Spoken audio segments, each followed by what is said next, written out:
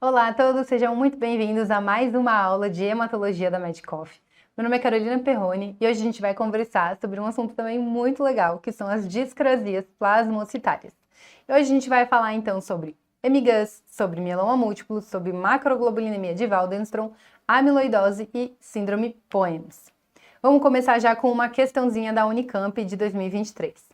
Em relação à eletroforese de proteínas abaixo, assinale a alternativa correta.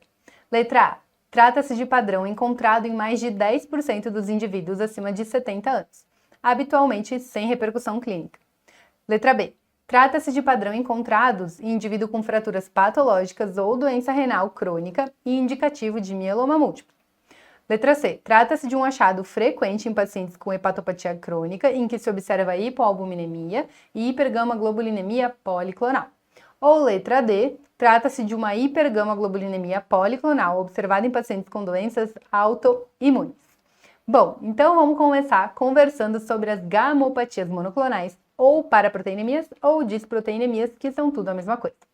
Bom, elas são um grupo de distúrbios que são caracterizados por uma proliferação clonal de plasmócitos, que são aqueles linfócitos B ultra especializados, produtores de anticorpos, de gama-globulinas ou imunoglobulinas. Vai levar, então, a uma produção desenfreada de uma imunoglobulina imunologicamente homogênea e disfuncional. Ou seja, eu vou produzir um monte de proteína M igual e que não funciona direito. E a gente chama ela de proteína M justamente por ser uma proteína monoclonal, uma proteína de clones exatamente iguais. Ela não vai ter aquela variabilidade que a gente tem normalmente de anticorpos que são direcionados para cada tipo de infecção, por exemplo, tá? Então ela vai secretar uma imunoglobulina de um clone de plasmócitos anormalmente expandidos. Então essas imunoglobulinas vão ser exatamente iguais. Tá? A análise do soro desses pacientes que a gente está suspeitando de uma gamopatia monoclonal vai ver através de técnicas eletroforéticas a confirmação de se tratar de uma proteína monoclonal. Ou seja, esse método de triagem com a eletroforese de proteínas séricas é ótimo, é um excelente método para a gente fazer inicialmente um rastreio desses pacientes que a gente está com suspeitas, tá? Então é importante a gente lembrar. Esse é o gráfico da nossa eletroforese de proteínas, em que aqui, na primeira imagem, vocês podem ver que tem o pico da albumina, que é o maior, né, que deve ser o maior. Então aqui a gente vê no gel de agarose, que é a mais pintadinha, e aqui vocês observam que na região de gama-globulinas tem um novo pico. Assim como o pico de albumina tem um novo pico aqui, que também está aqui no gel de forma forte. Isso está errado, não poderia ser assim, porque a gente deveria ter uma variabilidade. Depois da albumina deveria ser tudo diferente, ter um pouquinho de cada coisa aqui, e não um pico de uma coisa só. Então, quando a gente tem esse pico de uma coisa só, que é a presença que detecta a presença da proteína monoclonal. Se apresenta então como sendo um pico de base estreita na região de gama-globulinas. Enquanto que aqui na figura ao lado, a gente vê que tem o pico da albumina, e depois tem um mini pico aqui na região de gama, mas que tem uma base estreita. Então isso pra gente nos faz pensar num aumento policlonal, ou seja, tem sim um aumento ali na região de gama-globulinas, mas que elas não são monoclonais entre si, tá bom? Tem uma base mais ampla. Então, a prevalência da gamopatia monoclonal de significado incerto, ela vai aumentando com a idade, sendo que em pacientes acima de maior ou igual a 50 anos, cerca de 3% da população. Maior ou igual a 70 anos, 5%.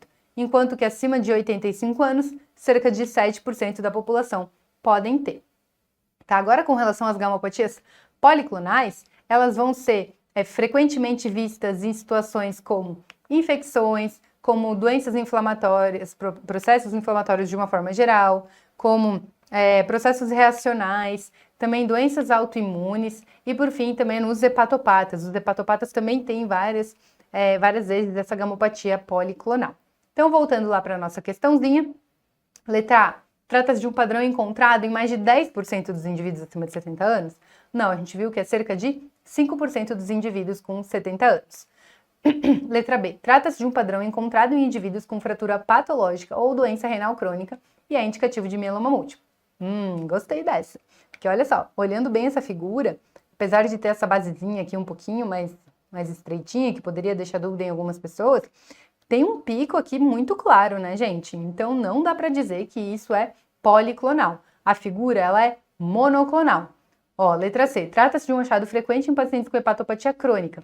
Não, a gente viu que hepatopatia crônica geralmente é uma alteração policlonal. E na nossa figura a gente está vendo monoclonal. E letra D, trata-se de hipergama policlonal? Não, é monoclonal, a gente fica com a letra B, tá?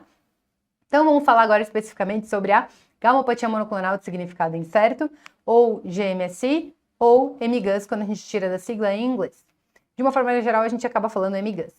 Ela é uma discrasia plasmocitária pré-maligna, ou seja, ela não é um câncer, tá? Mas ela pode vir a se tornar, e faz parte dos critérios diagnósticos dela. A gente tem um pico monoclonal abaixo de 3 gramas, menos de 10% de plasmócitos clonais e ausência de lesões de órgão-alvo. Então, gente, se eu tiver um pico acima de 3, se eu tiver 11% de plasmócitos e se eu tiver anemia, eu já não chamo mais de MGUS, tá bom? Tem que ter presente esses 3 critérios para a gente poder chamar de gamopatia monoclonal de significado incerto.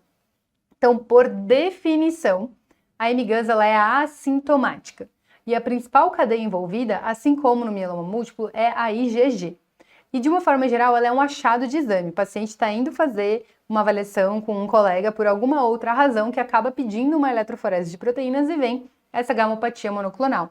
Mas o paciente não tem nenhum sintoma, não tem nada que nos faça pensar que é um quadro de alguma doença, alguma discrasia plasmocitária propriamente dita. Ela é considerada uma condição precursora. Ela pode vir a se tornar mieloma múltiplo, pode se tornar amiloidose AL e também pode se tornar doença linfoproliferativa, a macroglobulinemia de Waldenstrom, tá? Mas ela tem um baixo risco de evolução, cerca de 0,5% a 1% ao ano de risco de progressão para essas doenças, tá? Mas ela pode anteceder em vários anos essa progressão. Por conta disso, que a gente sugere que, na maioria dos casos, o paciente ele acabe passando por uma avaliação anual, enfim, ainda com um hematologista e não apenas se perca na vida, porque caso tenha sinais de progressão, a gente já consegue ver de forma inicial, tá bom? Então, vamos lá para mais uma questãozinha. Com relação às gamopatias monoclonais, que são um grupo de desordens associadas com proliferação monoclonal de plasmócitos, assinale a alternativa correta. Letra A proteína M predominante é a IgA? Letra B. A proteína M tem sido reportada em associação com artrite reumatoide e cirrose biliar primária? Letra C. Tais gamopatias estão associadas a elevado risco de progressão para mieloma, amiloidose ou outras doenças linfoproliferativas? Letra D. Porcentagem de plasmócitos acima de 10% faz parte dos critérios diagnósticos? Ou letra E. A eletroforese de proteínas em gel de agarose não diferencia gamopatias monoclonais de policlonais? Bom, a gente já viu aqui na letra A que a proteína M predominante é a imunoglobulina G e não a A. Letra B, a gente sabe realmente que a presença de pico monoclonal é frequente em doenças autoimunes. Pode sim, de uma forma geral, ele é mais policlonal, mas também pode ser monoclonal, tá? Então a letra B está correta. Letra C. Tais gamopatias estão associadas a elevado risco de progressão para mieloma, amiloidose ou outras doenças linfoproliferativas? Não, é um risco baixo, de 0,5% a 1% ao ano de progressão. Então, a gente não considera um elevado risco. Letra D. Porcentagem de plasmócitos acima de 10%, isso descarta MGUS, tá? MGUS tem que ser até 10%. E a eletroforese em gel de agarose não diferencia gamopatia policlonal de monoclonal? Diferencia sim, como a gente viu na figura anterior. Então, a gente fica com a letra B, tá? Mais uma questãozinha. Um paciente de 73 anos de idade com diagnóstico prévio de insuficiência cardíaca, hipovitaminose D, anemia e dor lombar e uso domiciliar de enalapril, carvedilol e AS, vitamina D, comparece ao pronto-socorro com queixa de piora da dor de espinéia. Apresenta os seguintes resultados nos exames laboratoriais: uma hemoglobina de 8, com creatinina de 3, ureia de 100, um cálcio total de 19, AST e ALT normais, a eletroforese de proteínas evidencia a imagem a seguir. Com base no caso clínico, assinale a alternativa correta. Letra A. A única conduta adequada para a hipercalcemia desse paciente é a hidratação vigorosa? Letra B. A eletroforese de proteínas séricas e urinárias, mielograma, biópsia de medula óssea podem ajudar a estabelecer o diagnóstico? Letra C. 1% dos plasmócitos na medula óssea confirmam a principal hipótese diagnóstica? Letra D. A etiologia mais provável da hipercalcemia é a ingesta de vitamina D? E letra E, a história de dor lombar, os sintomas constitucionais, a anemia, os sintomas neurológicos e a infecção nunca estão associados ao diagnóstico de base. Então vejam, gente, aqui nessa eletroforese de proteínas em que a gente tem sim um pico monoclonal de base estreita num paciente idoso que tem anemia, dor lombar, tá? Então, realmente, a gente está vendo aqui um senhor que tem anemia, tem adorócia, tem injúria renal, tem hipercalcemia, eu tenho um paciente com mieloma múltiplo até que se prove o contrário. Então, gente, vamos falar um pouquinho agora sobre o mieloma múltiplo, que tem essa célula linda. Gente, eu acho que é uma das células mais bonitas que existem. Esse plasmócito parece um ovinho frito roxo. É lindo demais. Então, o mieloma múltiplo é uma neoplasia hematológica que é decorrente da proliferação clonal de plasmócitos anômalos que vão produzir de forma desenfreada imunoglobulinas monoclonais e disfuncionais. Representa 1% de todos os cânceres e 10% das neoplasias hematológicas. É mais comum em homens e idosos, com uma média de idade de diagnóstico de 65 a 70 anos. Cerca de 50% dos casos, a imunoglobulina envolvida é a IgG. Então vejam, assim como na MGUS, aqui no mieloma múltiplo, a IgG é a classe mais comum. E eles adoram perguntar isso em prova, pessoal. Então, ó, IgG, foca nela, tá? Aumenta o risco de infecções de forma geral, justamente porque a gente passa a produzir de forma muito menor gama-globulinas, né, imunoglobulinas, anticorpos que são funcionantes, que são normais, tá? E a gente tem aquele acrônimo CREB para as lesões de órgão-alvo. Então, a apresentação clínica de um paciente com mieloma múltiplo é a presença de anemia em 74% dos casos, dorócia em 58%, injúria renal em quase metade dos pacientes, hipercalcemia em quase 30% dos pacientes, perda ponderal e hemácias em rulo. Vamos ver mais uma questãozinha, depois a gente volta para a anterior. Na investigação de um homem de 60 anos com anemia, foi realizado um esfregaço de sangue periférico, apresentado na imagem. É mais provável que este paciente apresente o quê? Ferropenia, hiperfosfatemia, hipercalcemia ou macrocitose. Que questão maravilhosa! Gente, questão linda da USP mais uma vez. Olhem que coisa mais linda essa lâmina, mostrando esse rulô maravilhoso, essas hemácias tudo empilhadinha aqui. Mas vamos entender o que é o rulô eritrocitário. Bom, vocês já pararam para pensar por que no nosso sangue, normalmente, as hemácias elas não se aglutinam, de uma forma geral? Elas não se aglutinam porque o nosso corpo é incrível, maravilhoso, eles pensam em tudo, e as hemácias elas têm na sua superfície uma camada fica com carga negativa. Ai, meu Deus, fugiu a palavra. Fica com carga negativa na superfície dela e assim elas se repelem umas das outras, elas não se aproximam, tá? Isso é o que a gente chama de potencial zeta. Essa eletronegatividade na superfície das hemácias é esse potencial zeta que garante que elas não fiquem próximas uma das outras.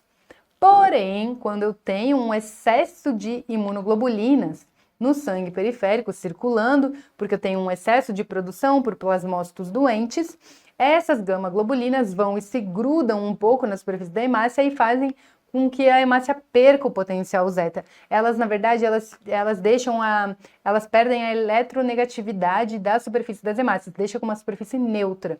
Ou seja, a partir disso, então, as hemácias elas vão ficar grudadinhas entre si, como nessa foto, e é o que a gente chama de rulô eritrocitário, que é muito característico de mieloma múltiplo.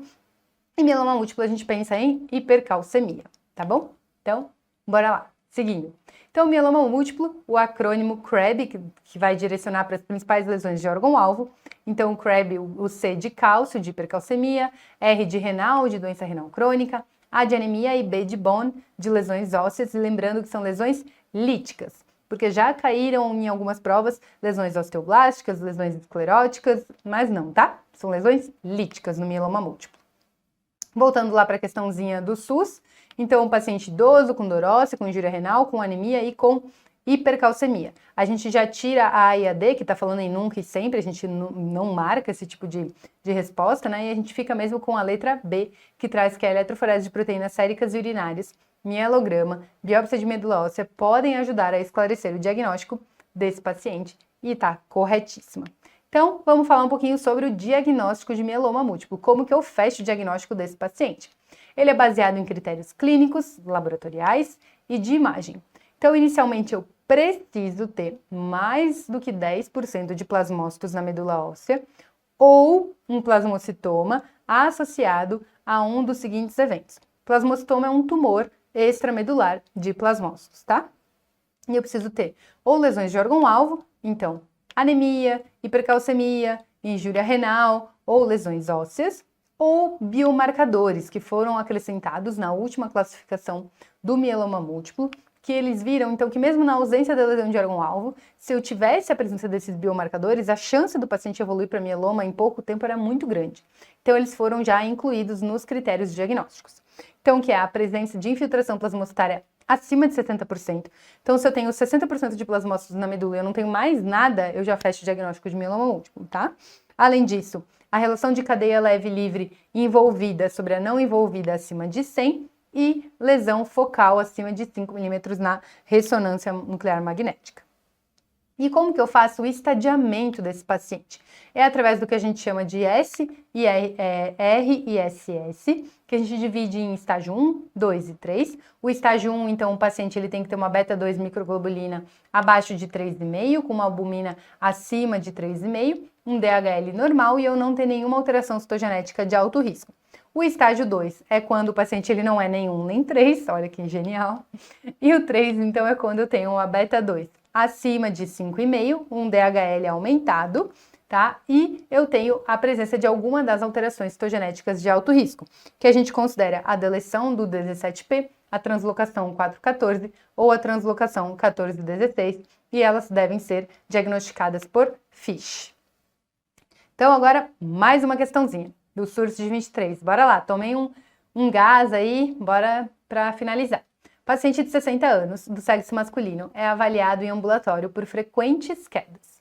Geralmente, ao levantar-se da cama, um quadro iniciado há pouco mais de 2 meses. Ele queixa-se ainda de parestesia em membros inferiores. Quando questionado, ele relata também urina espumosa. Ele nega qualquer comorbidade. No exame físico, ele tem pressão arterial de 120 por 80 quando ele está deitado e 90 por 65 quando ele está em pé. Os exames cardiopulmonares e abdominais estão normais. Apresenta hiporreflexia tendinosa profunda em membros inferiores, com hipoestesia tátil distal. Não se observam outras alterações.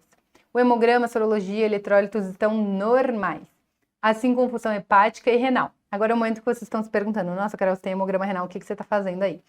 Mas enfim, vocês já vão ver.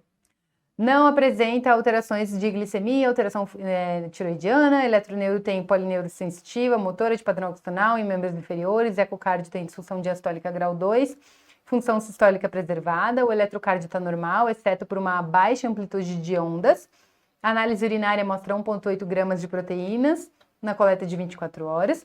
A eletroforese de proteína sérica é normal, mas tem uma imunofixação de proteínas séricas que mostra pico monoclonal de cadeia lambda, sem associação com pico de cadeia pesada. Considerando o diagnóstico mais provável, qual é o próximo e mais adequado passo a ser tomado na abordagem diagnóstica? Biópsia de coxim adiposo, biópsia de medula óssea, biópsia de miocárdio, biópsia renal. Meu Deus! Sim, gente, essa questão é muita informação, né? Todo mundo fica, socorro, o que está acontecendo? 1000 sistemas diferentes, rim, coração, neurológico, meu Deus, socorro, o que está acontecendo? Tem a Carol que está falando disso, então tem que ter alguma coisa hematológica aí no meio. Mas, gente, sim, é uma questão difícil, mas a gente vai, então, entender o porquê que eu tô falando sobre essa questão. Tem ali um ponto nela que realmente fecha o diagnóstico. Gente, então, diante de um paciente que tem sintomas neurológicos, proteinúria, hipotensão postural, baixa voltagem no eletro, disfunção diastólica e cadeia lambda monoclonal como cerejinha ali para fechar, a gente não pode deixar de pensar em amiloidose AL. Tá? Então, a amiloidose primária sistêmica ou amiloidose AL, ela é também uma discrasia de células plasmocitárias, em que tem um envolvimento sistêmico rápido e agressivo. Vejam que a evolução do paciente é de 2 meses. Então, 2 meses atrás ele era praticamente normal, de repente ele está cheio de alterações, e isso é muito clássico mesmo da amiloidose, tá? Geralmente em homens, mais de 65% dos casos ocorrem em homens, e acima de 40 anos, então mesmo homens jovens, tá? A amiloidose AL caracteristicamente se apresenta com uma doença renal crônica, com proteinúria nefrótica, não diabética, pneumopatia, alterações cutâneas, especialmente púrpura periorbital, óleos de guaxinim, uma insuficiência cardíaca, especialmente por miocardiopatia restritiva, macroglossia, hepatoesplenomegalia e síndrome do túnel do carpo. Todo esse conjunto é muito comum em pacientes com amiloidose AL, especialmente a macroglossia. Ela é bem prevalente, né? Altamente prevalente nos pacientes com amiloidose, tá? E ela ocorre, então, da deposição das fibrilas amiloides, que são compostas por uma cadeia leve monoclonal, e que geralmente essa cadeia leve é a lambda. Então, diante de tudo isso, quando eu tenho esses vários sistemas envolvidos e a presença de cadeia lambda monoclonal, é muito sugestivo de amiloidose. E a gravidade da amiloidose, ela depende da deposição dessas fibrilas amiloides nesses órgãos secundários. Então, nos rins, geralmente ela se manifesta como proteinúria, sendo 1/3 dos pacientes com proteinúria na faixa nefrótica. O coração tem geralmente miocardiopatia restritiva, uma baixa voltagem no eletro, e cerca de 50% dos pacientes morrem por conta de alterações cardíacas, tá? Pulmão, também há depósito de fibrilas amiloides ali no pulmão, e os pacientes acabam evoluindo com uma dispneia progressiva, e neurológico, eles desenvolvem uma polineuropatia sensitiva e motora, e também é muito comum desautonomia, como o paciente da questão que estava ali com hipotensão postural. Mas então vejam que realmente o coração é um órgão muito afetado, e é ele que a gente fica muito de olho na amiloidose, tá? Então, diante da suspeita de amiloidose, a gente tem que fazer uma biópsia tecidual para confirmar a deposição dessas fibrilas amiloides. De uma forma geral, a gente faz a biópsia de gordura abdominal, porque ela é mais fácil, mais rápida, menos invasiva, mas eu também posso fazer a biópsia de medula óssea ou de algum órgão acometido. Nem sempre a medula óssea vai vir acometida, então, de uma forma geral, a gente recomenda a gordura abdominal. O diagnóstico ele é baseado nos critérios do International Myeloma Working Group, que direciona todas as discrasias plasmocitárias, e vai ser feito então na presença de sinais e sintomas de depósito amiloide. Tem que ter a presença documentado do tecido com a deposição de vermelho do Congo, sendo positiva para a coloração do vermelho do Congo, tá?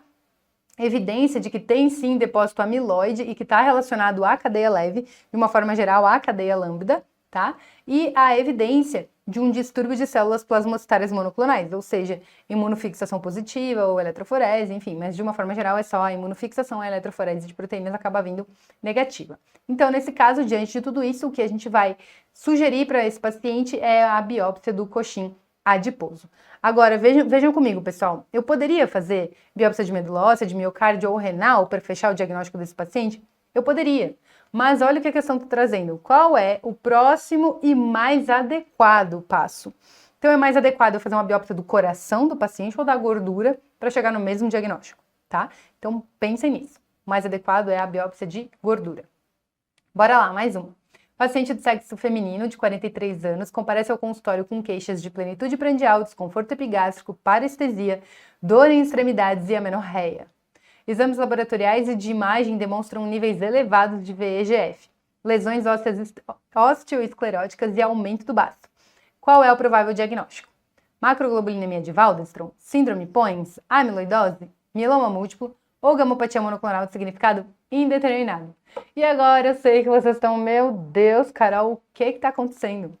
Não é amiloidose, porque está diferente aí de tudo que tu já falou, enfim. O que é isso? Que salada é essa? Bom, gente, ó, paciente com plenitude prandial, com parestesia, com amenorreia e que tem níveis elevados de VEGF e lesões osteoescleróticas. Isso tudo diz pra gente o que esse paciente tem. E o que ele tem, então, é polineuropatia, associado com organomegalia, com endocrinopatia, com proteína monoclonal, com alterações de pele, fechando o que a gente chama de síndrome Poins. A paciente da questão, ela tem parestesia, ela tem esplenomegalia, ela tem amenorreia. Então, esses 3 sinais são de que a nossa paciente tem, sim, síndrome Poins. Ela é uma doença rara, mais frequente após os 50 anos de idade, então é muito rara em pacientes, mais rara ainda, em pacientes jovens.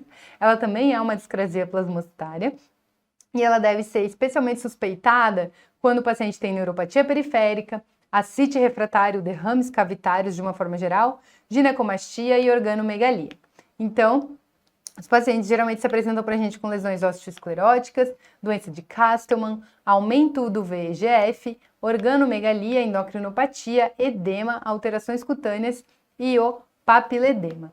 E o que é muito, muito característico da doença, que geralmente as questões de prova trazem quando eles querem isso de resposta, é uma superprodução de citocinas inflamatórias, especialmente do VEGF, tá? Então, a gente fica realmente com o diagnóstico de síndrome POEMS. Bom, parem aí o vídeo, tomem uma aguinha e agora vamos fechar com chave de ouro falando sobre mais uma questãozinha sobre o último tema que falta da aula. Um homem de 44 anos refere febre intermitente, sudorese noturna, sonolência, turvação visual ocasional, cefaleia, tontura e piora lenta e progressiva a 15 dias. Ele tem diagnóstico de macroglobulinemia de Waldenström há 5 anos. Os exames realizados há 5 dias mostram HB de 8,9, com leucócitos totais de 1.900, plaquetas de 100.000, provas inflamatórias alteradas e IgM sérica de 5.000. Gente, uma IgM sérica de 5.000 é muito alto, tá? O diagnóstico mais provável e a conduta imediata e a conduta mais adequada são recidiva da macroglobulinemia, pulsoterapia com Dexa, síndrome de hiperviscosidade com plasmaférese, síndrome de hiperviscosidade com rituximab, recidiva da macroglobulinemia de Waldenström, transfusão de hemácias irradiadas e filtradas. Então, aqui destacando que é um paciente que está com sonolência, turvação visual, cefaleia, ele já tem um diagnóstico de macroglobulinemia e está com uma IgM de 5.000, ou seja, infinitos sinais de alarmes para esse paciente para que ele está tendo uma complicação da macroglobulinemia. Então, a macroglobulinemia de Waldenström, ela também é uma discrasia plasmocitária associada com uma desordem linfoproliferativa, em que ocorre um acúmulo de IgM monoclonal. Então, lembrem, macroglobulinemia, IgM, a IgM que é a imunoglobulina cometida no Waldenström, tá? É uma doença rara, que geralmente comete pacientes idosos, e mais frequente em homens também, com a IgM monoclonal, e pode levar ao que a gente mais teme, que é a síndrome de hiperviscosidade. E ela acontece pelo tamanho da IgM. Vejam só, o tamanho de uma imunoglobulina G, que é essa imunoglobulina, enquanto que uma IgM, ela é um pentâmero, ela tem 5 frações equivalentes da imunoglobulina G. Imagina em níveis tão altos no nosso sangue fica grosso, fica viscoso e pode levar ao que a gente chama de síndrome de hiperviscosidade, que é uma emergência médica. Ela pode ocorrer, né, em decorrência de altos níveis de IgM, ela ocorre em cerca de 30% dos pacientes com macroglobulinemia de Waldenström, e ela é uma emergência, ela tem alto risco de óbito, tá? As manifestações clínicas mais comuns são alterações visuais, cefaleia, vertigem, nistagmo. Pode ocorrer a descompensação de uma insuficiência cardíaca em pacientes que já são portadores, e o tratamento primariamente é a plasmaférese, tá? A gente deve evitar a transfusão justamente para não deixar o sangue ainda mais viscoso, e a gente deve iniciar o tratamento para macroglobulinemia de Waldenström em associação, mas a plasmaférese é o que a gente mais quer e mais rápido, tá? Então a gente fica com a letra B, que se trata de uma síndrome de hiperviscosidade, e a conduta imediata é a plasmaférese. Então, gente, era isso que eu tinha preparado para vocês. Espero que tenha ficado mais claro. Eu estou à disposição caso venha surgir alguma dúvida. E tchau, tchau!